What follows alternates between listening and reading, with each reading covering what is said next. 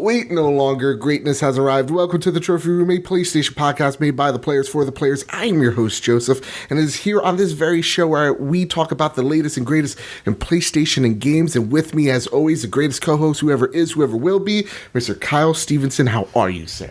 I am doing great. The hype is flowing through me, Joe. It has been such a great last couple days. I'm so excited to talk about the things that I've been playing, that we've seen. I'm hyped. Okay. I'm hyped too. We're heading into PAX, so we're recording the show early. And as always, it seems like this past month, we have a special guest, Mr. Emmett. Howdy. How are you, sir? Where are you from? I'm doing pretty good. I hail from the town of Decula, not Dracula, Decula.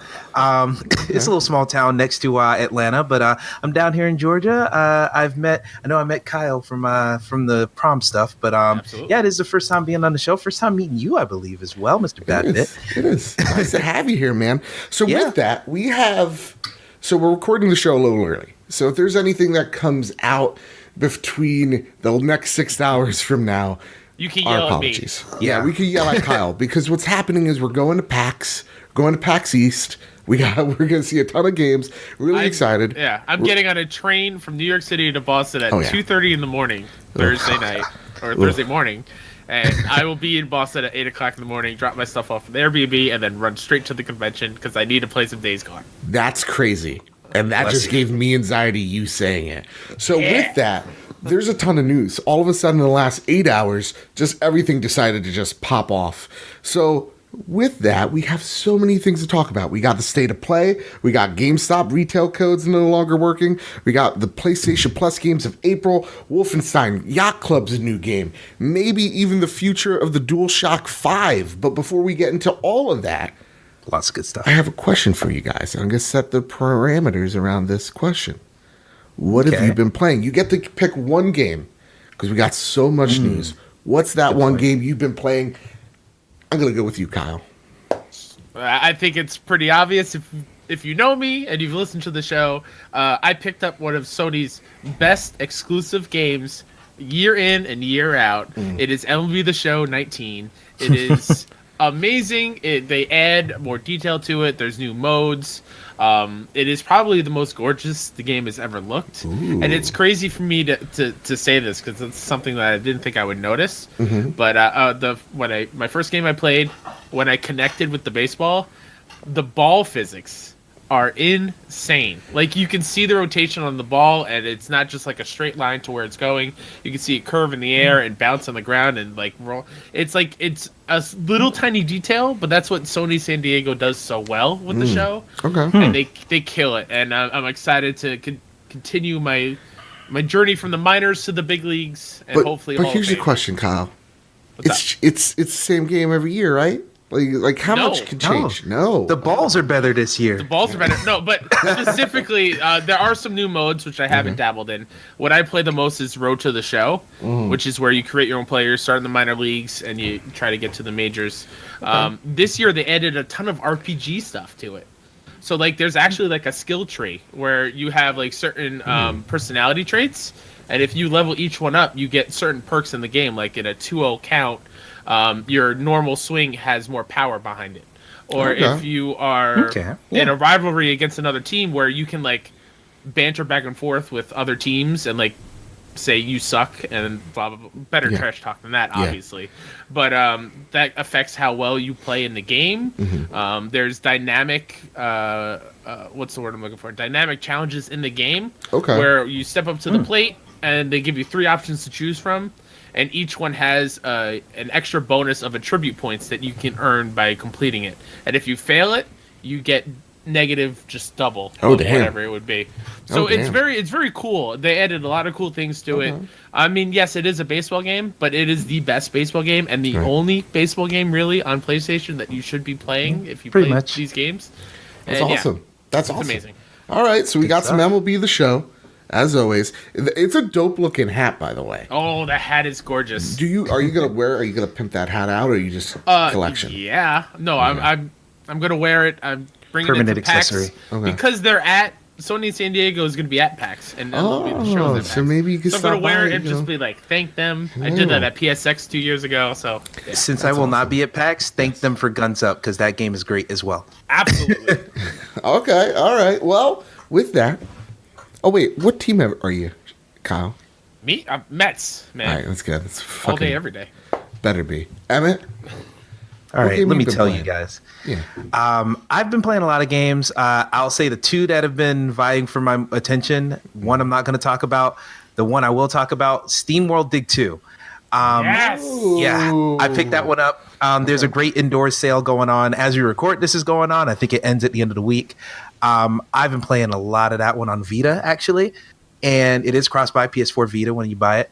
It is so good, dude. It's so good. Yeah, and I was a big fan of the original back when I first got my Vita. It's one of the first games I got from PlayStation Plus.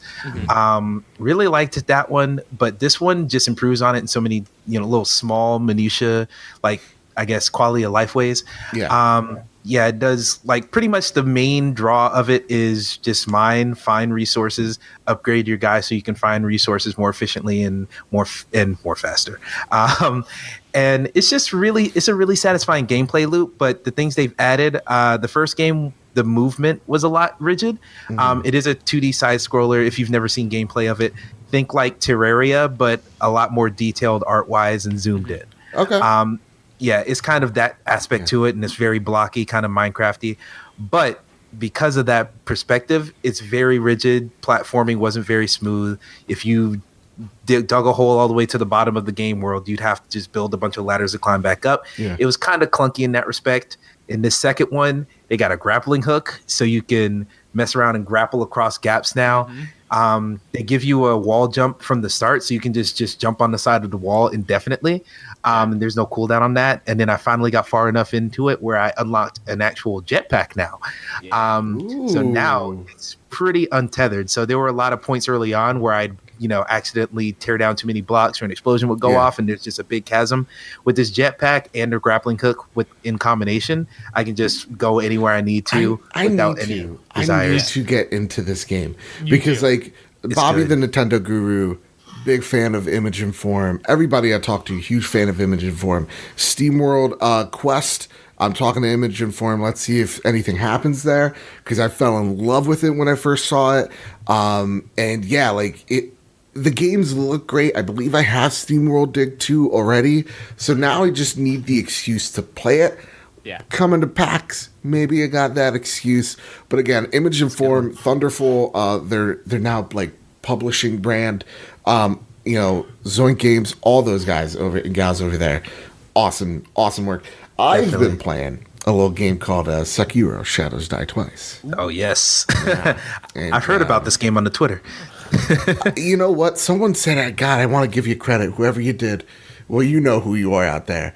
If you're a Souls fan, if you're a Bloodborne fan, the first few hours, the whole game, you have to relearn everything. Forget everything you've learned from Bloodborne, from Dark Souls, from Demon Souls. This is a totally different game. Totally different. Sekiro is to me the most brutal, most unrelenting, does not give a crap about what your plans are for the day, does not give a crap about anything. It is a game that is going by its own terms and you're along for the ride and it's going to consecutively punch you in the face and expect you to thank it. Sekiro is nuts. I'm 5 bosses deep into this game. When I mean bosses, I mean mini bosses. And the game is incredibly challenging. It wants and it demands all of your attention. And right now, I can't give it that. There's a whole lot of stealth involved with the game, which I suck at stealth, but I've been doing it. And the stealth parts are actually really fun. The grappling hook mechanic, jumping, is a huge part of the game. And actually cheesing some of the bosses and mini bosses fights, the game expects you to kind of do that. The world design, because you're able to jump and swim in this game, you can just go through rivers, go through little cave entrances, and just there's so many catacombs within the level design of Sekiro. It is impressive. It's amazing. The grappling hook feature, again, is just something I want to just constantly do. Just give me all the towers to grapple on. As a Titanfall 2 fan, big fan of grappling hooks. Oh, dude, big fan. But the one main problem I do have with the game is the pacing. I feel like, for the most part, I feel as though if I get nicked by an enemy right before I fight the mini boss, I have to go back to the Buddha temples that replace the campfires, bonfires, and I just have to go back and restart because then I've just wasted my time. You have to. It's all about perfection. Any mistake is just your enemy's going to capitalize on it. But yeah, like the pacing seems a little off. Like I'm killing most of these guys with ease. I get to a mini boss, I clear everybody out, the mini boss kicks my ass, and then I'm dead, and then I have to do the whole thing over again just to die again. It gets a little annoying, gets a little bit much. Also, the fact that they added the jump mechanic. This game wants you to dodge. There's some abilities that you need to dodge, some abilities you need to parry, some abilities you need to jump. And the tells in this game, I'm having a really big difficulty by the enemy tells when they're about to swing the sword. It looks like I don't know if I should jump or I should dodge because each swing kind of feels the same with certain enemies. So I'm having some difficulty getting into Sekiro, but I'm not denying that the game is something really special and really unique and really good. It's a really good game. I can't give it my all right now because of my classes. So I find myself just completing the Division today because that's gonna reward my time more than Sekiro. So that's my thoughts. That's what we've been playing. We got a lot of news for you guys. Amen. Oh, God, a lot of news that just happened today. A lot of it. Exactly. So let's get right into it. Ready. State of play. Okay? Yeah. Let me set the tone. Let me set the stage. Sony, we need to talk. We put this podcast out on Thursdays. Why can't you just put the news Thursday morning so we're prepared? Why do we put out the podcast on Thursday and then on Friday, Tuesday, which is technically because it's a weekend, you get to play all your games, you announce the state of play. And what this is, what it turned out to be, because there's a lot of discussion of what this event, this live stream was going to be, is that this is Sony's attempt at a Nintendo Direct approach to announcing games and talking to the consumers directly.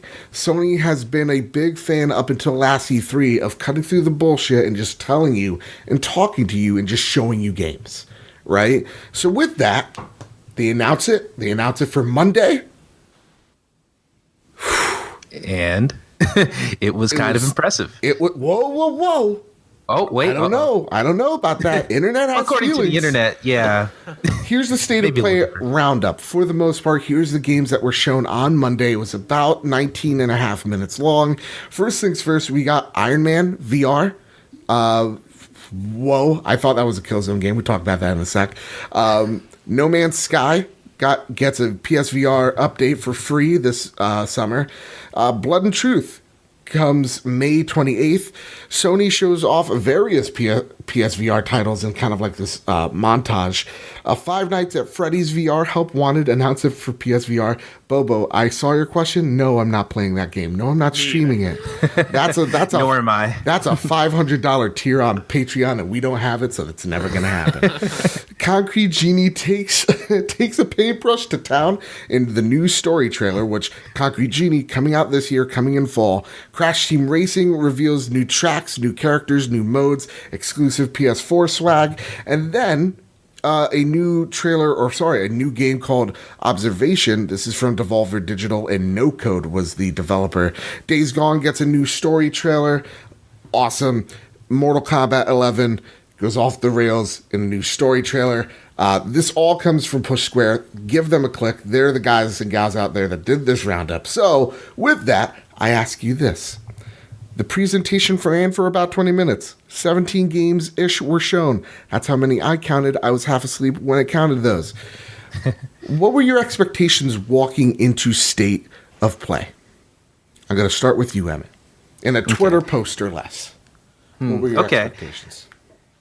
I was expecting this to be kind of a more low-key thing. because Okay. you can't come out the gate announcing a release date for Death Stranding. Right. I knew it was going to be something, if not just focused on indie games exclusively, I knew it was going to be focused on like the mid-tier type of announcement. And that's kind of what they've proven. So I feel like my expectations were tempered. A lot of people on the internet, not so much. Okay. Kyle, what were your expectations walking in? Same. While I'm super excited always when PlayStation is gonna show us like what's coming next, no matter how big or how small, you can't go all out. I'm setting you up every episode, so you're welcome. Every single, what was I lost my train of thought because you nailed that one out of the park. Both titles, big But and like, small. yeah, you can't go out guns blazing on the first episode. Yeah. You can't have Ghosts. You can't have Last of Us. You can't have Death Why Stranding. can't you, Kyle? Why can't? Why 'cause then can't you? How are you gonna top episode 1 and episode 2? I don't know. Yeah, just exactly. keep on announcing stuff. I don't care that the development of the PlayStation 4 is almost over. If you Keep feed on a baby announcing. Because- caviar from birth, they'll always want caviar. Exactly. Because then the next episode, people are going to complain, "Oh, well, where's all the big stuff?" Well, you blew it all on the first one. That's what she said. And then like, my expectations were low. Still more on the hype end because it was a PlayStation branded Nintendo Direct, basically. Okay. My expectations walking in, I did not segue that well. My thoughts walking in, same. I don't really care what the games are going to be. I'm wondering how cheesy and bad it's going to probably be. That was my thoughts walking in is they're not really high. I'm more excited for the presentation of what this thing's going to look like because rumor has it was going to take an inside Xbox approach, which if that was the case, listening to Sid, I love you. You're probably a great guy, but I don't know. I'll eat this coffee cup. Like it's, I don't want to watch you eating pizza. I don't care about the personality as much anymore. Show me the games. That's what you've been really good at. So we saw E3 last year for that. So what were some of the games that you guys had or saw that you were excited about? Like, name 3 games, if there were any, that piqued your interest. I'll start with Kyle. Okay. The first one, initially, when Iron Man started, when that trailer started. Yeah, let's start right there. And I heard that Friday, and I was like, ooh, this is maybe the Avengers? And I got really excited for that, maybe. Like, that's where they were going to start off. And then when they got to the gameplay, I cooled off a little bit. Yeah. Just a little bit, because it felt like just an on-rails type thing, Iron Man shooting, which could be cool, but going from that cinematic to that gameplay was very... Yeah. And so I'm right with you there. I actually thought it was the Killzone Battle Royale thing. Just because of the image on screen, the hologram. I didn't hear Friday because I was too busy entertaining the folks over there. Probably I was dancing or being stupid. I don't know. Right? They'll ask me, tell me. But yeah, like the gameplay was not impressive. Now, Republic. I think they're called Camouflage. Yeah, they made Republic. Mm-hmm. They very talented studio. So we'll see where they take this game. But so far, on rails, yeah, I'm hesitant. I'm not gonna throw the baby out with the bathwater because like VR games don't show well. You have to put them on your face. Yeah. So okay. But that being said, when they showed off Blood and Truth finally, a more extended Blood and Truth VR experience, where it felt like I was like in a Bond film. Right there with you. I'm so in on that because the heist demo that you get in PlayStation Worlds, I think, is one of my favorite VR experiences that I've had, and just to have this full story where like you're in a car underneath an airplane and just like jumping out windows and just you're a super agent, and that's like so perfect in VR. In my eyes, this is and that was one that looked great as well. Yeah. Except for the invisible arms, everything else looked really good. I remember that was your complaint. Just give me an elbow. Just give me a goddamn elbow, you know? What was your last game? Okay. Iron Man wasn't one of my games. I was just going to say I was hyped at the beginning of that. Oh, okay. I then will just say give me one more game. Okay. I really like what Days Gone showed. Okay. I love that story trailer. I think that's one of the dope. best trailers that Days Gone has put out. And I was already hyped for the game. That is a game that I'm most looking forward to this year. And we're a month away, but seeing that and seeing how many other characters in it and the type of story they're telling, and just a little bit at the end, like with the gameplay, like where you can bring the freakers into an enemy base and they can just kind of do the work for you. Yeah. I can't wait to get my hands on it this weekend and just experience it at PAX. Yeah. And yes, Days Gone looks incredible. All right, Emmett, any games that piqued your interest while watching? Well, I'll say for mine, I'm right there with Blood and Truth. Blood and Truth looks really impressive. I got the PSVR last year, and I was such a big fan of Astrobot Rescue Mission. Because it's a great game, number one, but number two, I love it when a game can get in and out in like 8 to 10 hours and just give me that, cool experience, and then I can leave it and then think about it later. Yeah. I still have some extra missions in there, but Blood and Truth seems like it's going to hit that similar spot where I'll be able to play with the immersive narrative with a cast of characters and be able to see all this, and the VR aspect of it just makes it all that more impressive and fun looking. So I'm really excited for that one, especially at the value price. I think that's $40 or something. So I'm excited for that. One that I'll give a shout out real quick to was Mortal Kombat 11. Dope trailer, dude. Dope trailer. Dude, I'm so that trailer just got me really excited because I feel like this has been a case for a lot of the Mortal Kombat games from what I remember, but they use hip hop music and I know Emmett broke. Emmett broke everybody. I was say that over because you broke up a little bit. Sorry about that. Mortal Kombat, they've been using hip hop and stuff in their trailers a lot, and I hope that this is the one where it finally translates into the actual game. Okay. I'm hoping that there's because a lot of people in the hip hop community, a lot of people in the Black community like fighting games and like Mortal Kombat specifically. Yeah. So I'd love it if they were able to throw some of that culture in there. I mean, look at Wu-Tang Clan. Their whole aesthetic is, the same aesthetic. Exactly. They're the same aesthetic as Mortal Kombat. Yeah. So I'd be interested to see if that kind of meshes into the gameplay. And the trailer definitely gave me a little bit of hope for that. Yeah. And the game looks great as on its own. So, of course, on that. And the last one I wanted to mention was actually No Man's Sky. Okay. Adam Leonard just update. perked up out of his seat. He's like, what? What is this? Yeah, tell me. Yeah. Tell me what gets you excited about that. Just the fact that I've been watching No Man's Sky from a distance for a long time, and I've been interested, even from launch and all the, crap it got thrown at launch. I was still kind of interested in it, but I was just like, okay, I'll get it later when it's on sale, something like that. Yeah. This VR mode was the one to do it for me. I was saying before we went live that I went ahead and picked it up with a couple other games during a GameStop sale. Nice. So that's going to be in my possession soon enough before the update even gets here. Nice. And it just seems like the type of game where it's very chill, very relaxed, and in that VR headset, I've been looking for a SteamWorld Dig vibe type game. Where I can just sit there, relax. You're gonna get that with this game? I think I'm going to get that mostly. It seems like a lot of what No Man's Sky is the resource gathering aspect, is the build up your base and just become stronger without too much combat. Now I know they have the ship combat, but let me tell you, you're gonna get a lot of that. Okay, yes, that's what I'm hoping to get with that, because this is gonna be the topic of the show, guys. Okay. I come in. I'm really excited for the Ready Set Heroes. It's a cute little animal one. With, that one looks cool too. That one looks pretty dope. Days Gone looked fantastic. Fuck Five Nights at Freddy's. No, I'm not the guys. I'm not playing that. How many times I gotta tell you? That is we're down on it because we don't want to be scared shitless. Well, I'm gonna put my mom through it. You better goddamn believe it. But you won't do it, but your mom will. That is a huge get for PSVR and PlayStation. Yeah, it's a huge get. Kids are gonna buy that game. So, Mike, I liked it overall. I didn't love it. I didn't think it was the best thing ever. I wasn't expecting the goddamn best thing ever.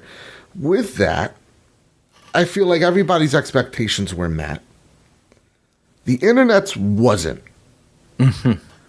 And this is where Famous Seamus writes in. Exactly. How do you think State of Play can improve from future installments?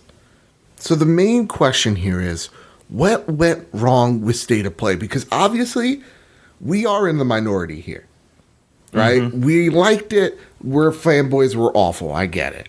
But we are the minority. So what happened? And this leads me to one of my favorite goddamn segments within the segments. Now, if I was Shu.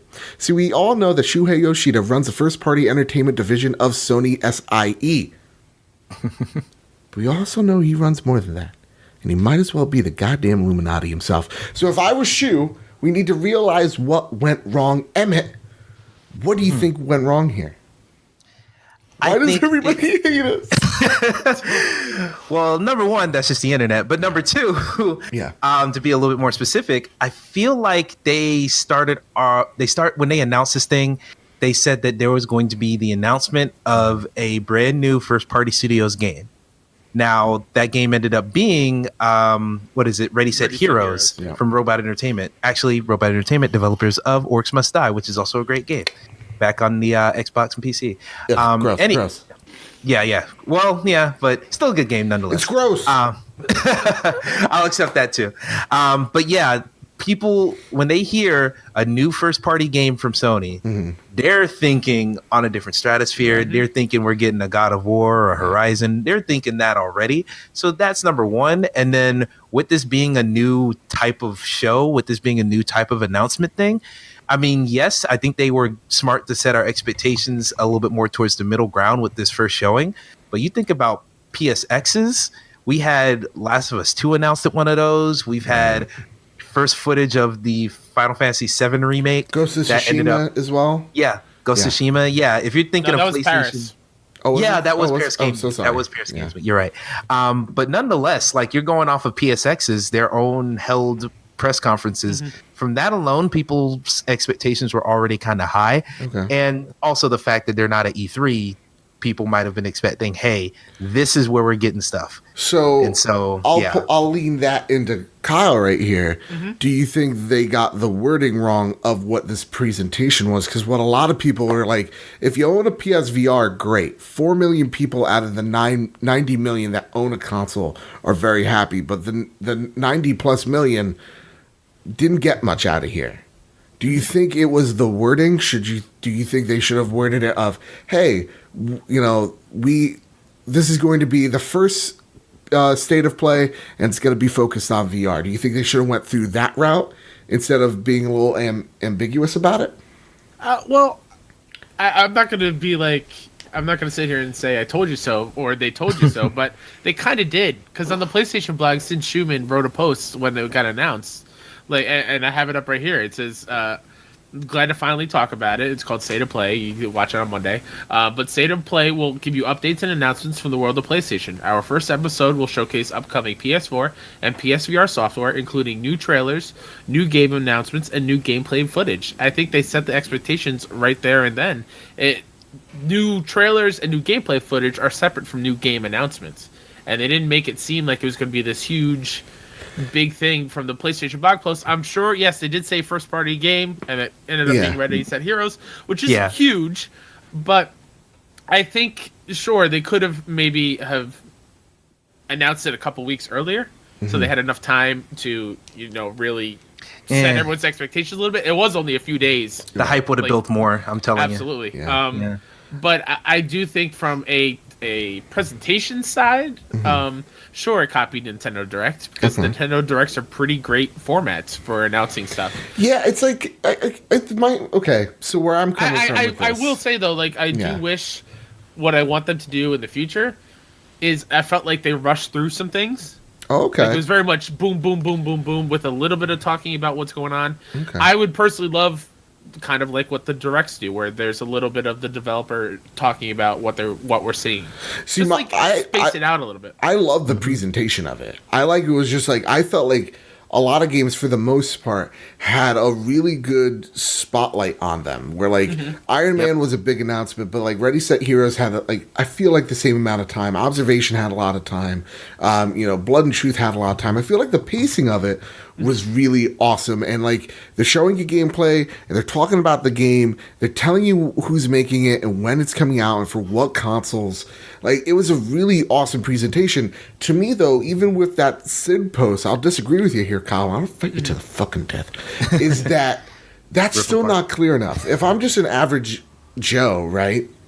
Which I'm an above average Joe, like physically and metaphorically, to me, I still feel like this truck's really fucking loud. What's your problem, guy? What's your problem? What's your mission here? I still feel like that isn't clear enough. I feel like, yeah, they would be like, hey, we're announcing, PlayStation 4 stuff, and there's going to be a strong focus on PSVR. I feel like if you just say that there's going to be more PSVR games than actual PS4 games, I feel like that would have been better. But do they have to? Like, PSVR is part of the PlayStation family. That's the thing. I agree with that. Do they have to, like, say, hey, if you're... Nintendo doesn't do that, and they show up 3DS. No, I was just do. about to say. They do. Yeah. I was just about to say because they do say, "Hey, we have a 3DS focused direct coming." They do. Be right back. I gotta close the window. Yeah, you two talking about. Okay, close yeah. this window. All right. I mean that's fair. That's something I was not aware of, that they actually set that beforehand. I thought we were never gonna have to hear about that truck ever again. I just feel like, honest to God, the improvements that need to be made. I just feel like everybody overreacted. It's the internet. I'm not surprised. Everybody's like, this is either the best or the worst, and there's no in between. It's just like, guys, it was just all right. Like, it was just like, it wasn't great. It wasn't like good. It was all right. It was solid. Solid's the word I feel like. Yeah, it's fine. I don't know, man. I feel like next time around, just make sure you have better wording, and it was a fine presentation. Mm-hmm. And I think you can't go out there and like you have Days Gone coming out in a month. What do you want to close the show? Do you want it to be Days Gone that's coming out in a month, or do you want it to be Last of Us that's coming out in a year? Yeah. And I think that's what people have to fucking realize is that, and I'm really aggravated at this, the PlayStation 4, its time's up. Right? Hashtag time's up. It has about a year and a half more until we have the next PlayStation in our hands. I just caught that, but okay. Yeah. We have about a year and a half until the next PlayStation. What is the big game that you're thinking about we're going to see? It's not there. You don't want to close the show with Death Stranding because nobody's going to remember the awesome trailer that was Days Gone. You don't want Last of Us Part 2 in there because everybody's going to think Days Gone's Last of Us Part 2. We're going to have the same conversation we've had, for the past year and a half that, years that Bend has had to fight off. So it's like, you weren't going to get that. And who the fuck really thought that was going to be the case is beyond me. At the end of the day, though, yeah, Sony, you should have said it right off the bat. We're going to focus more on PSVR stuff because, yes, it was very heavy PSVR, and they didn't notify many people to that. Now, with that, though, we got very long of the tooth with that topic, literally 20 minutes of it. So let's get to the next one, to the next goober. Kyle, let's talk about this next story. This goober comes from The Verge. Sony confirms it will stop letting GameStop and other retailers sell PS4 download codes. Sony has confirmed that it will indeed prevent retailers like GameStop from selling digital download codes for PlayStation 4 games starting April 1st, 2019. The news, first circulated late last week via a leaked memo obtained by popular game deals watcher Wario64. Means that players who do not want to input credit card information into Sony's PSN platform will no longer be able to buy digital versions of games from physical brick-and-mortar stores. Sony confirmed that it isn't just GameStop being cut out of the download code business, but all retailers. We can confirm that as of April 1st, 2019, Sony Interactive Entertainment will no longer offer full game through SIE's Global Digital at Retail program, a spokesperson at SIE said. This decision was made in order to continue to align key businesses globally to support full games and premium editions. SIE will introduce increased denominations at select retailers. DLC, add-ons, virtual currency, and season passes will still be available. Okay. This is the thing that really was peculiar. which is like, why? Why do this? And why isn't like any other people like upset about this? Emmett, what are your thoughts? I'm honestly just realizing part of this is that they're still keeping DLC add-ons, virtual currency scenes, but I thought it was just everything that wasn't a PSN credit. Yeah. So that's news to me, but how I feel about it, I'm not understanding why this is something they're doing. Now, I'm sure there's a justification for it, but just knowing Sony has been so weird, especially this generation, on online related stuff. Of course, we've talked about, you guys probably talked about the Fortnite crossplay, right, all that stuff. Now we come to something like this where I'm sure this is just looking at their numbers and how many people actually buy those cards. Because you have to imagine, you're in a store already. Are you going to just buy that disc, or are you going to spend, because the disc can be on sale $30 because GameStop's running a sale, but that game card for the same game is going to be $60 perpetually. And also, like, how much like cut is GameStop taking when you could take that for yourself? Exactly. I get that. Kyle, what do you think? What's going on here, bud? It's weird, but I'm leaning towards what Emmett just brought up. Like, yeah, if the game's on sale in the store with the physical version, the code is going to be full price, and that's something, like, even as a former GameStop employee, like when there was a sale going on for a brand new game and it was like $20 cheaper than the pre-owned version, why not just buy a new game? It's very odd pricing it. So is this anti-consumer in a way of like, it's eliminating a choice, right? Like, or is it just like, because like the outrage isn't there? Yeah. So it's just like people are like, it's one of those things where it is eliminating a choice, but that choice wasn't always a logical one. Even if you wanted a digital code so badly, you're already at home, you can buy it that way. Or there's so many sales happening on PSN. I'd argue PSN sales are getting to the point of Steam sales nowadays. So you can just get it online that way. And instead of just buying a code, buy a PSN credit and input that, so you have credit on the store. Right. Exactly. And that's the other thing too, though. It's weird for me because a game is not $59.99, right? It's not $60. It's more like $64 or $65, depending on where you're going. $16. Yeah. So like over here in Jersey, because the state's fucking so rad, it's $64 or $13. But I have to pay $1 more. I know, right? How dare you? Freedom isn't free, man. Freedom isn't free. That's fucked up. But like the way I see it, the reason why this is probably the case is Sony is again readying the ship for that digital future, and I do absolutely 110% think that digital returns are coming.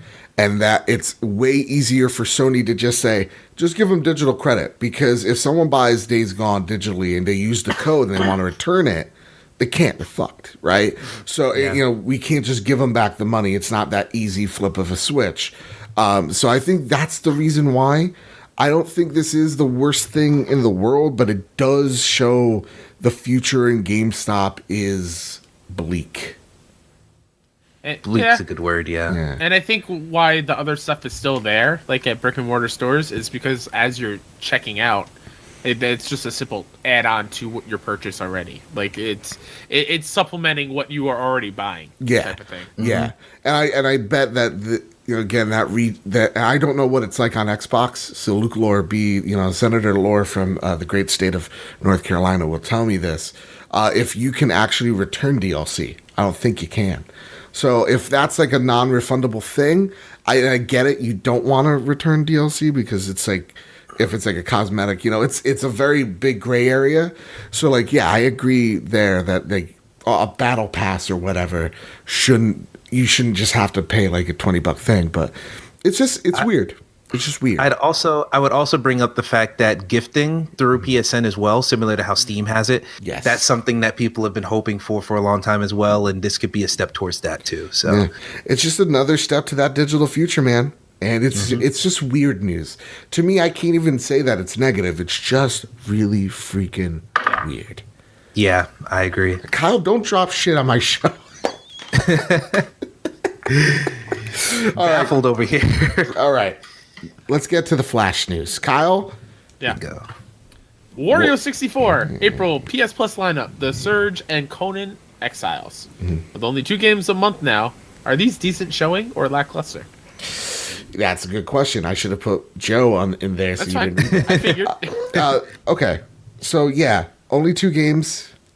Is this a good showing or is this a meh month? Easy. I think it's pretty good. Yeah? I have no idea what Conan Exiles is. Conan Exiles is kind of that open world survival game with the Conan layer on it. Okay. So, despair fantasy world, and looks like Dark Souls-y combat to me. I'm kind of indifferent on Conan Exiles. I'm sure it's going to be fine. Reviews weren't that great, but I'm sure it's okay for free. I'm interested in the Surge, but that's about it. That is something I already have because there was a glitch with PS Plus where it was already showing for free a couple months ago. So I already have it. So you know what? I actually picked it up at a GameStop sale like 2 years ago. Ooh. And I'm selling that on eBay since I got it on PlayStation Plus. That's how you do it. All right. Well, those are your PlayStation Plus games of the month of April. Again, a little lackluster. Please give us PSVR stuff. And with that, our next bit of news, Kyle. PSVR's install base soars past 4.2 million units worldwide. This comes from Push Square. PlayStation VR enjoyed a humongous showing during yesterday's State of Play livestream, and Sony has since announced that the headset has now sold through more than 4.2 million units worldwide. This is up on the 3 million units that the peripheral had moved back in August, suggesting that the device proved popular over the all-important holiday period. Also because those bundles were awesome. Yeah, man. I really do think that PSVR is now starting to hit with people.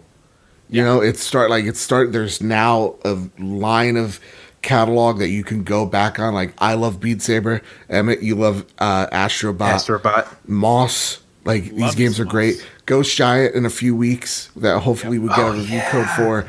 Like, that comes soon. Oh, it's going to be so fucking cute. I can't wait to help little Lewis. Can't wait to help this little guy. But, like, yeah, it's awesome. Here's my question. Are we going to see another price drop with the PlayStation VR unit in the near future this year? Yay or nay, Emmett? Yay. If you want to say this year, I'm saying nay. I don't think we're only going to get a price drop on the current PSVRs that exist right now. If they make a new version of it that, due to some patents I've seen on the internet within the last few weeks, could be a wireless one. Yeah, last week. I remember that. Yes. It could be a wireless update or something. Maybe then we'll see a price drop in this current one. Or if there's something PS5 related next year, then maybe a price drop. But for right now, I think about 250 is where it's at usually retail. That's a sweet spot. I think that's a good, sweet spot for what this is, and considering the fact you still need a system. So I think it's good right here. All right, Kyle, what do you think? Price drop, yay or nay? I agree. I say nay. I think it's good where it is right now. I think there's tons of games and experiences on PSVR. As you can see in State of Play, there's a ton coming in the next couple months. So yeah, if you don't have one and you've been on the fence, you just get it. There's no point of not at this. Yeah, I would actually say yes. Go for a price drop during the holiday season. Get a little bit more of that, those hardware sales up a little bit. I do think that wireless unit's coming sooner rather than later, but there's just so many good games now. Like, say what you want about that State of Play announcement. I saw so many people who are PSVR fans really happy for what they saw. I saw so many people go, I'm interested in PSVR now. So, say what you want about State of Play and you not liking it if you didn't like it, but it got people's attention. It also proves, and again, I'm nailing this down, PlayStation isn't just dropping it. You're seeing a massive support around it. It's not getting vetoed, okay? It's getting PSP'd. It's getting PS goddamn P'd. God, that does not sound great. Oh no! Well, god damn it! Sorry, Tim Olson. Listen, the internet is permanent. Oh no! God. Okay. Oh god. The next goober on the Flash News, Kyle. This one's for you, buddy. The stylish new teaser for the next Borderlands game came out today. Gearbox Software has released a new teaser trailer for an upcoming Borderlands game to get everyone ready for its live stream from PAX East tomorrow at 2 p.m. Eastern Standard Time. You can watch the teaser above, which, if you can't, go find it. Although you won't see any gameplay or hints about what the game will actually be, outside of cameos from some well-known characters and enemies. The teaser is called Mask of Mayhem. Okay, so by the time you're watching this show or listening to it on YouTube or iTunes, Google Play, Spotify, wherever there's an RSS feed service, please rate us 5 stars. You'll already get to see the trailer. You'll already get to see what this game is. But there is a big rumor. Be in the room. Ooh, fingers crossed. That. I got to figure out how long, I have to go before to line up. You gotta figure that ish out right now. Be there 5 days. So there's a big rumor that there's a Game of the Year edition in the works. So this is a nay or yay. We get to see next episode if you were right or if you were wrong. Is this Game of the Year happening? Is it coming out in 2019? And is Borderlands 3 a 2020 game? Emmett, yay or nay? I'm saying nay. I'm thinking what they're going to do, Borderlands 3, I'm thinking comes out this fall, as everyone's kind of hoping, I bet. And I'm thinking this Game of the Year edition of the original game is going to be a pre-order bonus that you can play right now. Because it did just get rated by the ESRB. I think that's super likely. I think that's going to lead to a lot of goodwill, and there will be a new Borderlands release to hop on right now to capitalize off the hype, and also play Tales from the Borderlands because that game is great as well. Yes, please. Okay, yes. Kyle, what say you, sir? Emmett is killing it because that's exactly how I feel. It'll be a fall 2019 game of Borderlands 3. Okay. They're going the Fallout 4 route where they just announce it and 6 months later we get it. And then the Game of the Year edition is for the first game, which was rumored to have a remaster, remake, whatever it would be, for a couple of years now. And we get that as soon as we can, much like when South Park's second game came out, you got Stick of Truth as a pre-order bonus for it. So I think that's probably like a similar thing. And man, I can't wait. I love me some Borderlands. I want everybody to close their eyes. And I want you to picture this scenario. We're at a medieval times. Okay, Randy Pitchford is there. No. He's sitting down. He's rooting for the Green Knight. Shuhei Yoshida comes up from behind, karate chop to the back of the neck, or what is it? No, the Vulcan death pinch. Bam! He's out cold. Takes a USB drive. Shuhei looks at it. He's like, I don't know what evil deeds are on this drive. Oh God! But the world deserves to know. Plugs it into the mainframe of the local medieval times. Releases it to the internet. That's the Game of the Year edition. And you get to play it right now. Oh God. Okay. That's it. I hope there's a lot less water in this edition. Oh God. That's all I'm gonna say. Anyway. No, I actually think you guys are probably on the money. This thing just got rated by the ESRB. I think this thing's gonna get shadow dropped. And it's gonna be like something you can buy now, or you pre-order it with the game and it's there for you. Or for the Xbox dorks out there, it's going to be on Game Pass because Game Pass and them have been tweeting back and forth. So, Randy Pitchford, not only are you a liar, you're a backstabbing thief, and I hate you. Buy Borderlands now. Buy Borderlands now. Or don't. I don't know. The next goober right here, right now, Kyle, talk to me. Co-op shooter also today, this dropped. Co-op shooter Wolfenstein Young Blood arrives July 26th. Bethesda has been mostly tight-lipped about Wolfenstein Young Blood since unveiling it at E3 last year, but it's not holding back now. The publisher has revealed that its co-op anti-Nazi shooter will debut July 26th on PS4, PC, PS4, Switch, and Xbox One. You play as BJ Blazkowicz's daughters, Jess and Soph, either with a friend or an AI substitute, as they track down their missing dad in an alternate history Nazi-occupied Paris circa 1980. The news story trailer makes clear that there's plenty of the modern series over-the-top action, although there's also a bit of mystery involved. It's now clear that BJ doesn't want to be found, and that he's up to something big. Youngblood shakes up some of the underlying game formula. You can tackle missions in any order you like, and role-playing elements let you both improve skills and unlock new abilities and gear, including revamped weapons from new classes. In essence, it's what you'd expect from the combination of familiar Wolfenstein developer Machine Games with Arcane Studios, the creator behind Dishonored and the Prey remake. The game will be relatively inexpensive at $30 in its base form, but for once there's a strong incentive to pay for a pricier version. Shell out the $40 deluxe edition and you'll get a Far Cry style buddy pass that lets a friend join your game without having to buy their own copy. You can only hand it out to one person at a time, but you can use it as often as you like. It's clearly a bid to turn some of those co-op sessions into additional sales, but you might not object if it means more honest-to-goodness human teammates. So, question. I'm not a Wolfenstein guy, so I'm going to kind of bow out here. But, again, in a Twitter post or less, because we're getting long in the tooth. This is a huge episode. Yeah. Yay or nay, are you on board? Emmett, I'm going to start with you. You look like the Wolfenstein guy here. I'm the Wolfenstein guy. Tell me, you pumped? MomoCon last year, I cosplayed as BJ. So there you go. Nice. You look just like him, which is crazy. That's one thing. Not many people picked it up, but yeah, I'm super hyped for this. Wolfenstein 2 is one of my favorite games of 2017. I'm really excited to see. Of course, I know the gameplay is going to be fun. This is just my first time finding out about the RPG elements. The previous games have had kind of like that type of stuff going on, but with Arcane getting in here too, they could maybe expand that a little bit more. And I'm super excited to see what that is. That's really cool too, because it's just like it's Arcane, and I loved what was it? Dark Side? No, not Dark Side. Dishonored. Thank you. Yeah. Jesus Christ. Yeah.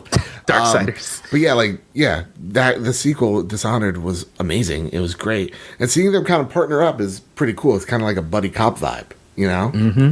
So, yeah, much like $30. Are you in? You're obviously in day one. Oh, yeah. I'm in for $40. I'm getting some friends. Okay. Kyle? Yeah. What about you? Are you yaying or naying?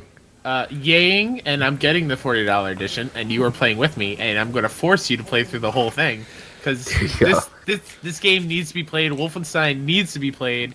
I remember New Colossus was released on the same day as Assassin's Creed Origins and Super Mario Odyssey. Yeah. So, I mean, that was a huge day, and it kind of got, buried Not a as just little bit. desserts. Yeah. No, but that game is incredible. I agree. It's one of my favorite games of that year. I'm so excited to get more Wolfenstein. Their games are so good. They are difficult, but they are so well made. Yeah. Mm-hmm. I'm on board too. $30 seems perfect. But if I could earn trophies and playing with you, I don't have to spend a goddamn penny. I'm happy. I like this, by the way. I like the whole premise of just have people join with you. It's free, that type of thing. It's dope. The trailer had me. You already feel the vibe that these two girls are sisters through this 3-minute thing. And then Kyle, you pointed out there's supposed to be a VR. Cyberpilot. Yeah, Cyberpilot. So I'm in. I liked what I saw. I need to complete the first one. I need to get through the second one because guess what? You don't get to pet the dog in that game. You have to shoot it with dad shoots up. And I can't do that. My dog's getting knee surgery. I'm crying every night. So it's just I can't do that. Can't do that. Just look away and press the trigger. Jesus Christ. Put it on mute. Here's some big news that literally just broke. Are you ready? Okay. Yeah. The next goober, Kyle. This comes from Destructoid. Yacht Club Games unveils Cyber Shadow, a Ninja Gaiden-esque platformer. Cyber Shadow will be the long-awaited follow-up to Shovel Knight, sticking with the retro aesthetic and bringing us back to the glory days of the NES era. Being developed by Mechanical Head Studios with publishing from Yacht Club. Cyber Shadow has been in development for over a decade by Ame Mechaskull Hunziker. Yacht Club took notice of it a few years back and wanted to lend a hand to Hunziker to help the game realize its fullest potential. Thus, the Union was born and will be getting this wild action platformer in the near future. Some extra spice in the concoction is the soundtrack, which will be handled by Enrique Martin with production from Jake Kaufman. Cyber Shadow is currently planned for a release on PS4, Xbox One, PC, and Switch. While no firm release date has been given, the title will be launching for $15. After plowing through the Messenger recently, I'm ready for more ninja action. You went through the whole game, Joe? I'm sorry, I read your point. Okay, so again, this is breaking news. So I just copied and pasted what I could. I did not play the messenger recently. Oh, that wasn't you.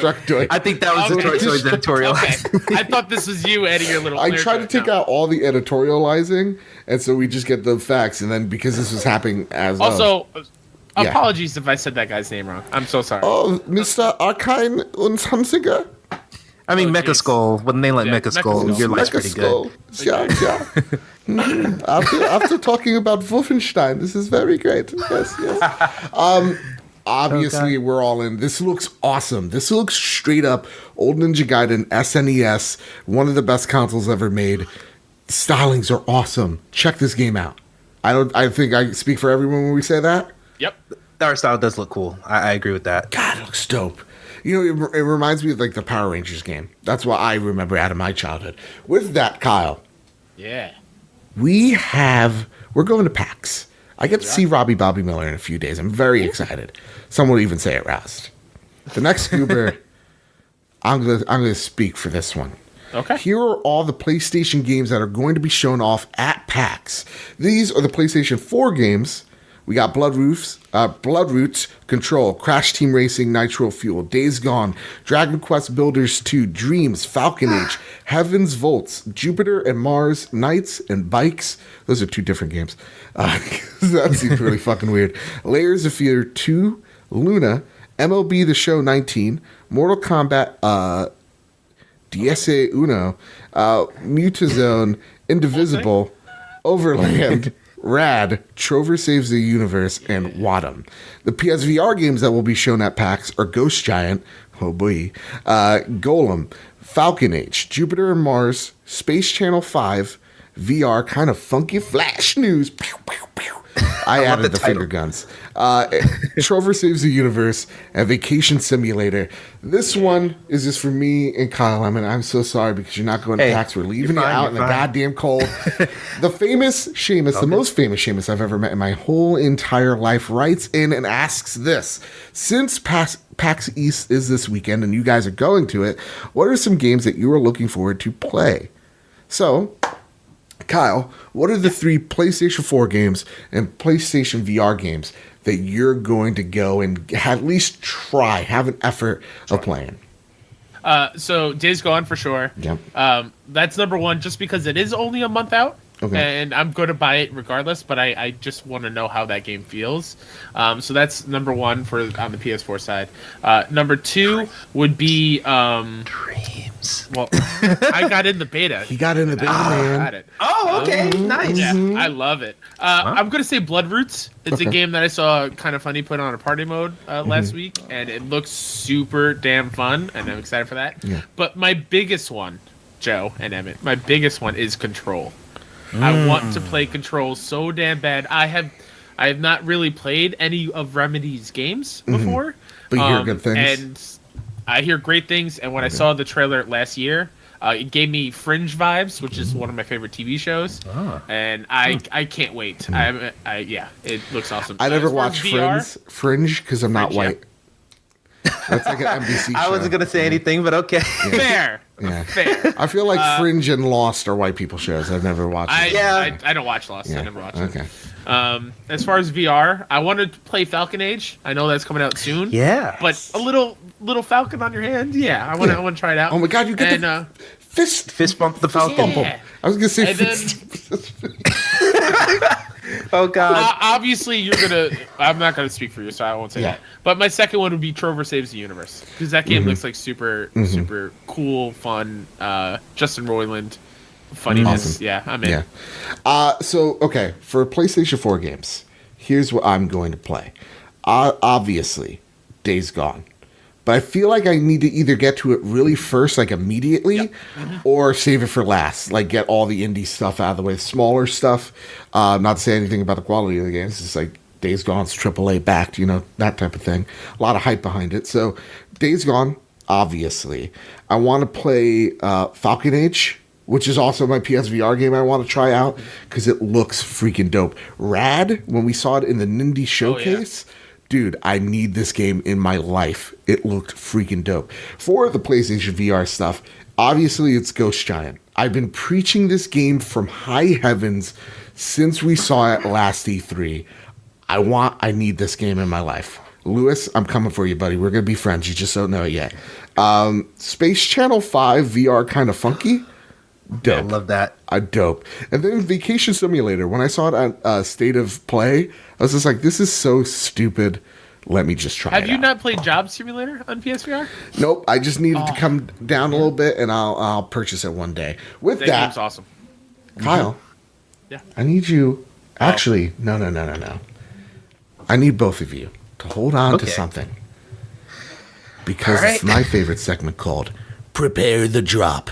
Here on The Drop, the latest and greatest in PlayStation games come out and are released each and every week. But because there are so many games, we can only choose one. So with that, my pick for The Drop this week is The End Is Nigh. PlayStation 4 digital. It's out at the end of the month, the 29th to be exact. And it says, follow Ash, one of the few things that have survived the end of the world.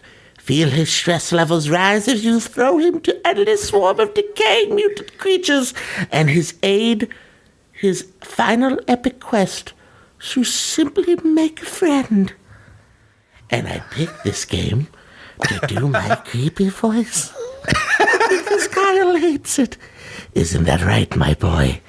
What's your My pick? mind's in Boston right now. I'm not here. Yes, I'll always be with you. Oh, Lord have mercy. Oh, my God. That's a great voice. You see what I have to put up with every week? God, Spider-Bit, this. Sometimes he's a cowboy. It's crazy.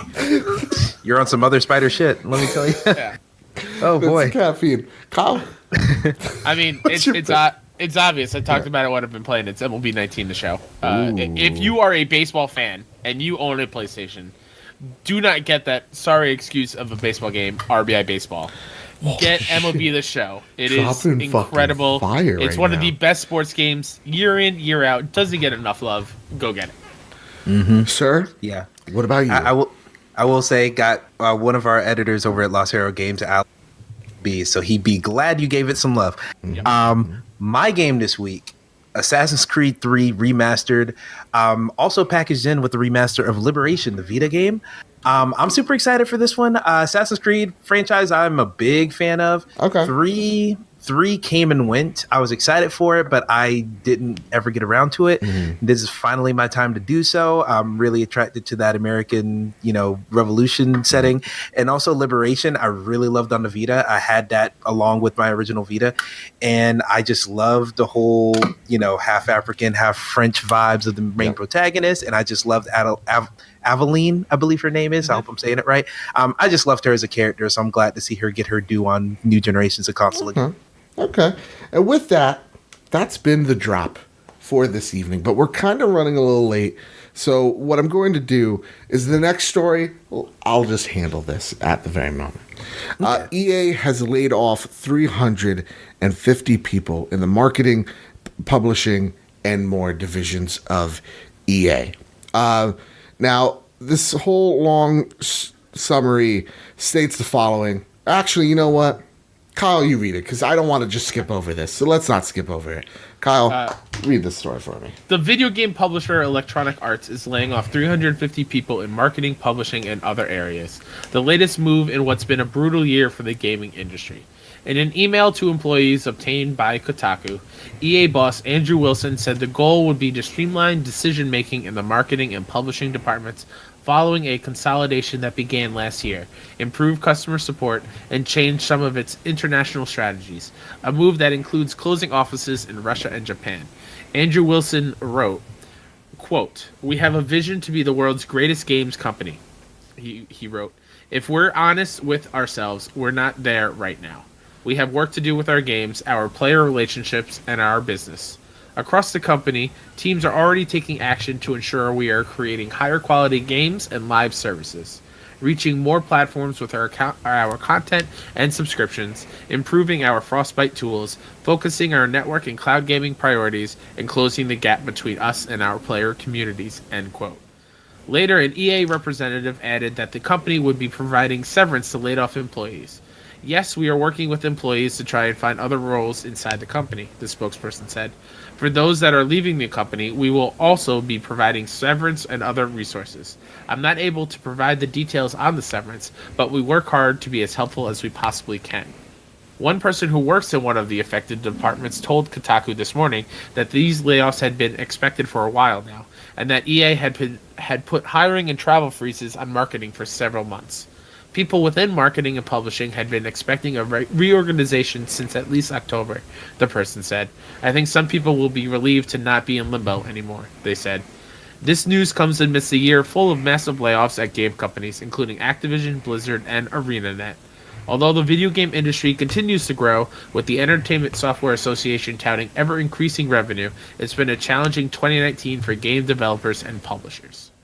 So, with all that said, I'll just take the reins here. Usually, like, layoffs are never fun, right? That's obvious. And, you know, every time we see them, we always have this, well, what happened? What's going on? Approach to things. I have to give Andrew Wilson some credit here. EA is a really easy company to shit on.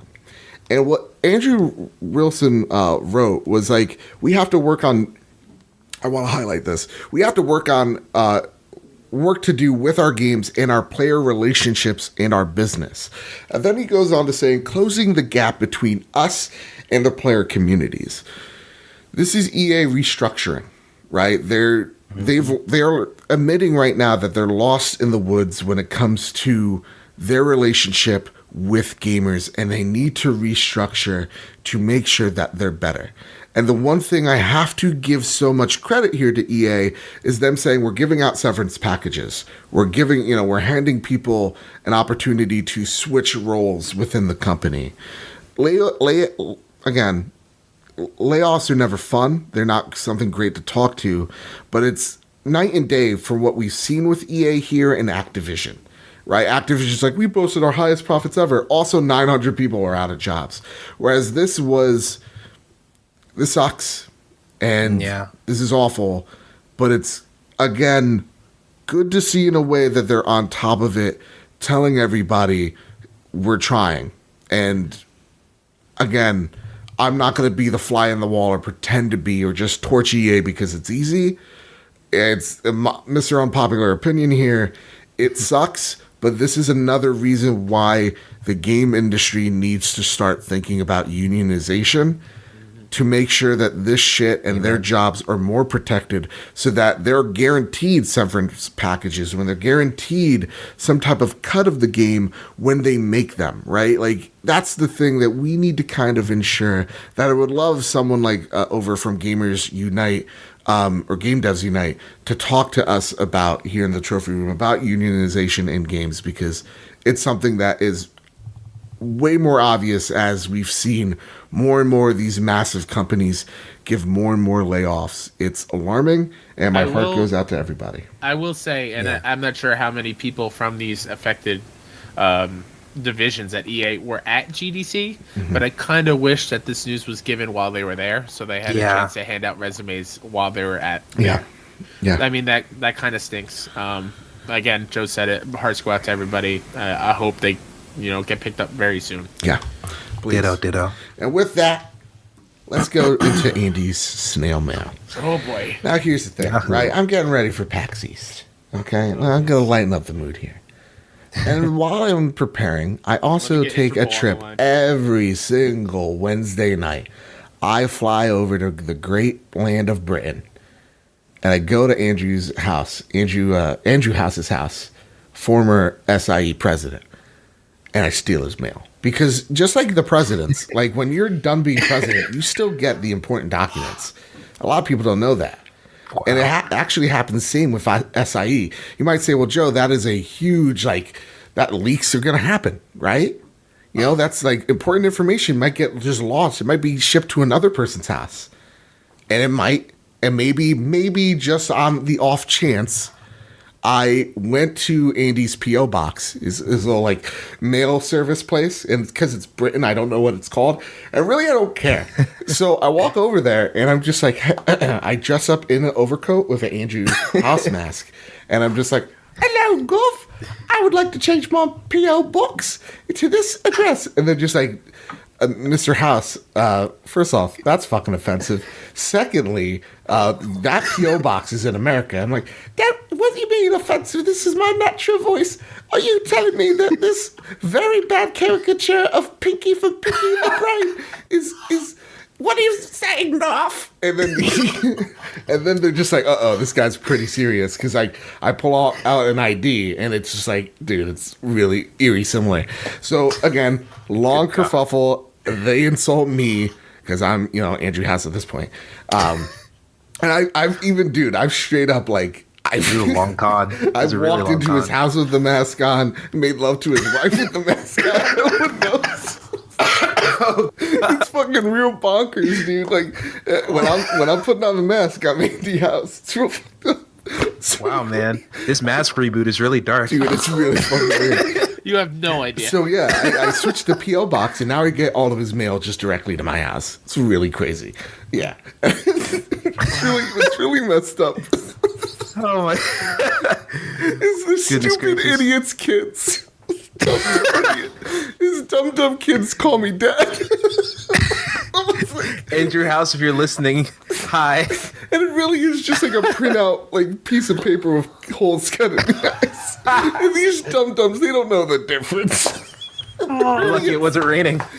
Yeah, no. And then I took his Turkish delights. Anyway. I hope while we're at PAX this weekend and we're introducing ourselves to some of these PlayStation developers and PlayStation people, that they don't know that this is a thing that goes on the show every week. They just look at you and they're just like, I heard you talking shit. They're like, What's you know what? Putting holes in Andy House's house and stealing mail? And making love to his wife? What is this? All right. Oh, so God. what I saw in the mail honestly alarmed me. Okay? This was a leaked image from Titus, which somehow I got his tweet in the mail. Now again, when we talk about leaks, we got to take everything with a grain of salt.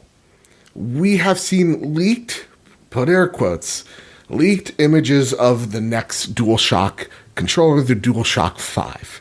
Now, these seem pretty legit when you take them side by side with what the PlayStation 4 controller looked like when it was in prototype. But again, take it with a grain of salt. When we saw really good leaks with the NX controller, the Grinch leak, you can't really trust anything.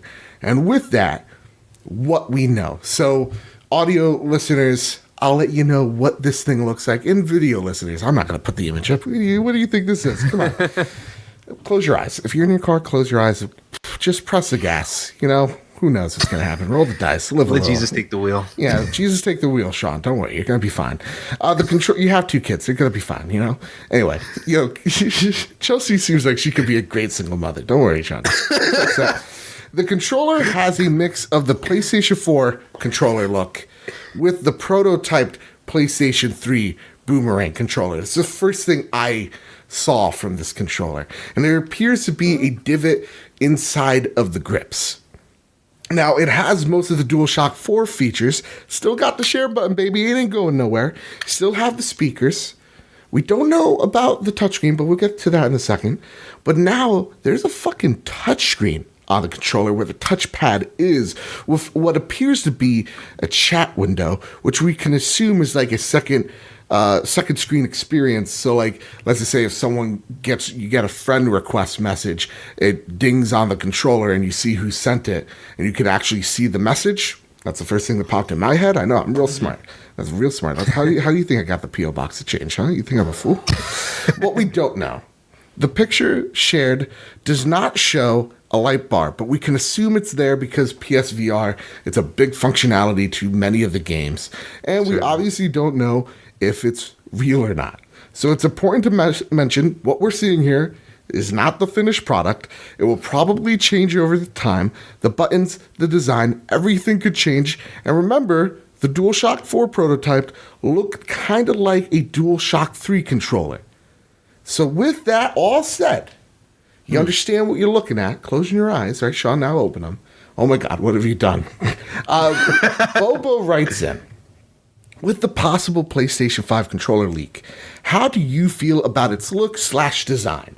Also, when it's released, when are you going to give people what they want? Bobo, I read half your question, you son of a bitch. Give the people what they want. Joe and Kyle play Five Nights at Freddy's VR. Absolutely not. Absolutely not. Bobo. If that's what the people want, then I'm gonna be dead. I'll have a heart attack. Dude, I'm a large dude. I can't take just a fright. Well, we don't want anyone dead, so. No. Exactly. So, okay. I'll start with you, Kyle, and I'll end with Emmett. What do you feel about this leak? How real does it look to you? And what do you feel like if this is it? What do you feel? Man, I have so many different thoughts running through my head. Part of this looks really cool. Mm-hmm. Part of it I think looks super lame and like it's like a Mad Catz controller.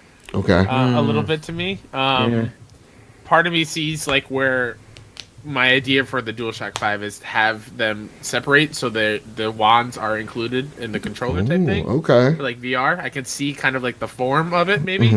Mm-hmm. But like it looks cool. I like the touchscreen thing. I hope there's more uses than just like chatting with people because that's not what I do.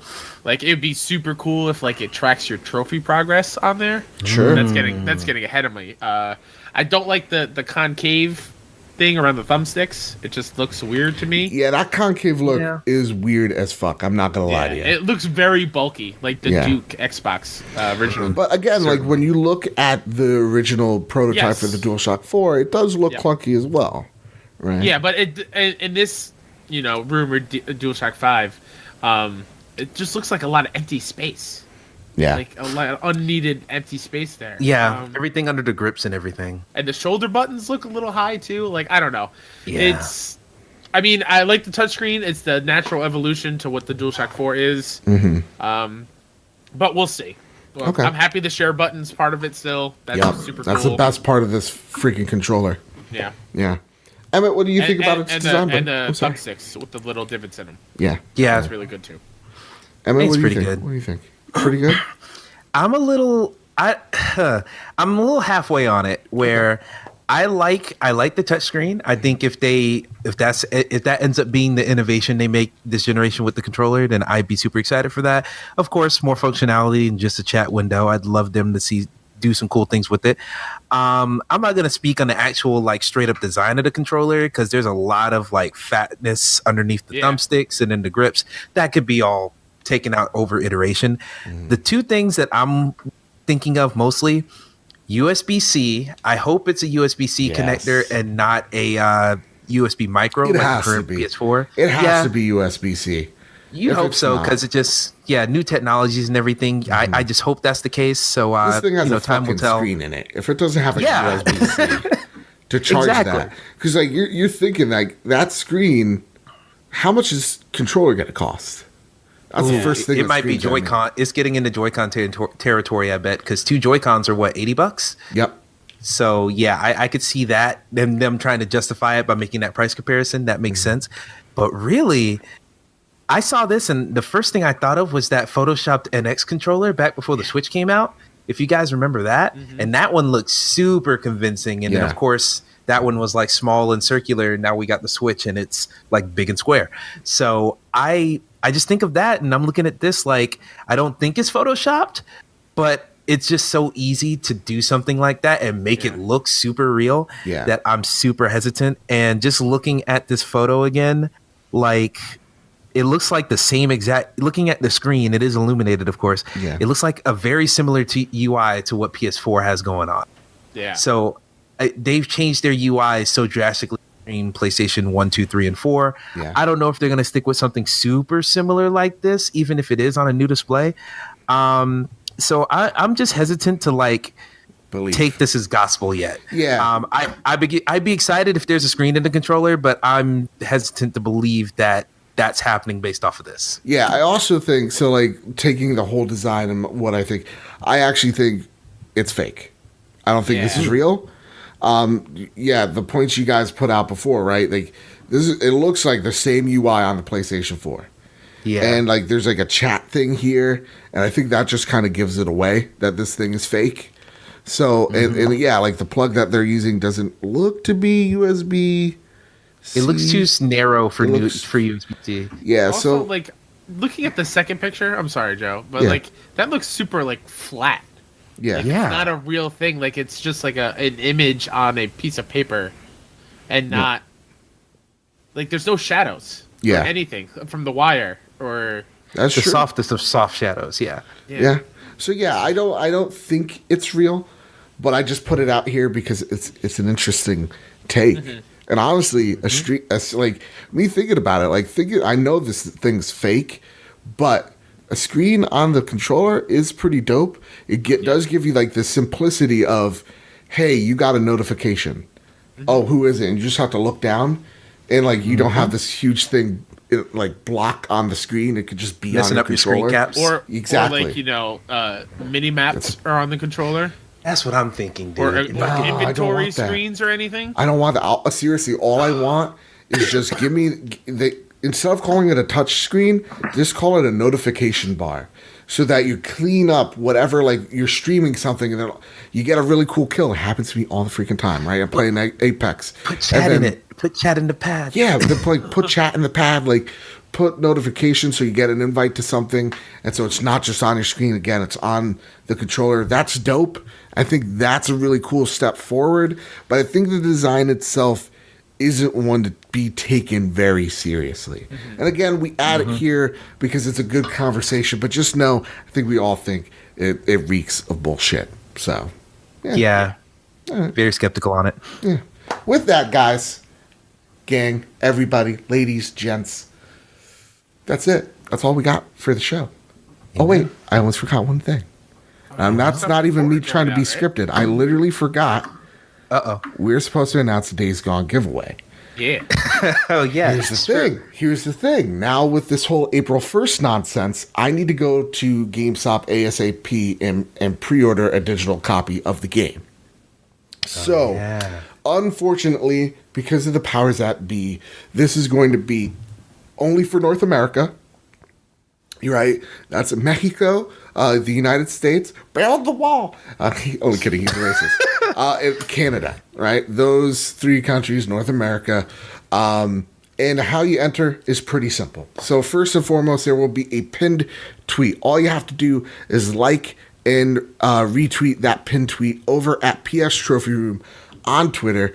Or if you want, you can rate us 5 stars on iTunes. And please, again, send that picture to us on PS Trophy Room on Twitter. That's how you get entered in to win a copy of Days Gone. How we're going to do giveaways in the future is unknown. Thanks a lot, Sony, for the whole digital code thing. You really screwed the pooch on that one. So with that said, Emmett, where can I find you, sir? You all can find me 2 places. At EJ Sponge is my tag on Twitter. You actually cut out that. I should say. Say it Oh, again, whoops. say it Okay. again, The Twitter for me is at EJ Sponge 61. So you can catch me there. You know, that's actually my tag on just about everything. So Instagram, PlayStation Network. You search that on Google, you'll find a billion things with that attached. And I'm also repping the Los Harrows Games crew. So Los Harrows Games, the site I write for. We do a weekly podcast. We do bunch of different written articles. We're actually doing a series right now called the PlayStation All-Stars Ultimate Roster Showdown, where each week it's kind of a hypothetical PlayStation All-Stars sequel thing where we pit up 2 iconic PlayStation characters, and then we write articles trying to justify each of them being on the roster, and then take it to Twitter and make a vote and have people go back and forth about who they want to see. I like it. So yeah, be on the lookout for all that stuff. But like I said, at EJ Spun61 and Los Harrows Games. There you go. There you go. Kyle, anything you want to pimp out, buddy? Like always, I like to pimp out myself. You can find me at HooDatNinja73 on Twitter and on PSN, so send me those friend requests or give me a follow on there. I'll be at PAX East this weekend, so come say hi if you're going. Excited to see you if you're there. Bobby Miller, we're talking about you, buddy. Exactly. You can find me or my show, All About the Kind of Funny Community, that both Joe and Emmett have been on, Best Friends Talk Funny, on Twitter at BFS Talk Funny, and wherever you listen to podcasts. So go ahead and do the podcasting, rate it 5 stars, give me a review. If you want to be on the show, hit me up. Amen, amen. And again, you can watch this podcast over on YouTube. You can listen to it over on iTunes, Google Play, Podbean, SoundCloud, Spotify, wherever there's an RSS feed, you can listen to it. I personally listen to it on Overcast because that app freaking slaps. Smart Speed, Rybo turned me on to Smart Speed. I can never go back to that dumb speed. I'm gonna call it as what is smart? Like, what is smart speed? Just 2 times? Let's just say you pull a Barack Obama and you're like, and you have like a long pregnant pause. Oh, it just takes out silence. Malia, Sasha. Yeah. I miss you, Barry. Come back. Yeah, like it'll take out all the little and like little breaks. It's awesome. It's super rad. Makes me sound way more smarter. Yeah. So with that, and until I said way more smarter than anyone else. With all that said, you can find me over at Badbit, Mr. Badbit on Twitter. You can find the Trophy Room on PS Trophy Room on Twitter. Go follow us. We're a big, growing, beautiful community of awesome people. So maybe check that out. Also, Johnny Spade, thank you for the shout out, by the way. That was really nice on Twitter. Always just fills my heart with joy when I see those. Purple Monkey, JB, I love you so much. Thank you for the awesome review on iTunes. And everybody else that was saying really nice things. I try to compile them this week, and just because it's been so hectic trying to get to PAX and everything, it fell below the wayside for me. So I apologize. Next week, we'll get to all the nice things. You got a nice thing to say? Please throw it our way, and then we'll read them out on the show next week. You got one shitty thing? Go for it. I dare you. But guess what? I pull no goddamn punch, okay? Oh, boy. You come after me, you come after my boy. Oh, it's the end of you. Oh, come for the king, you best not miss, right? Yeah, exactly. With all that said, everybody, Emmett, thank you so much for being a part of the show. Anytime. Kyle? Thank you for having me. Of course. Kyle, I love you, buddy. Love you too. With all that said, with all that out of the way, everybody, keep hunting and keep playing PlayStation. Oh yeah, Emmett, we wave at the end. It's something we've been doing like since day one. It's never going to stop. Joe used to just cut off the episode just abruptly. Just like right now.